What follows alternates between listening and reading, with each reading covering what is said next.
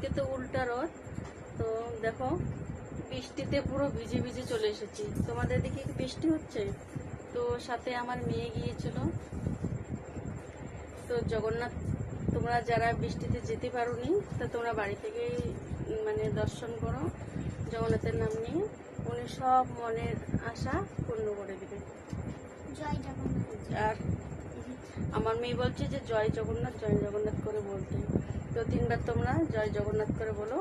আর যা মনের আশা বাড়ি থেকেই কামনা করো, মনের আশা পূর্ণ হয়।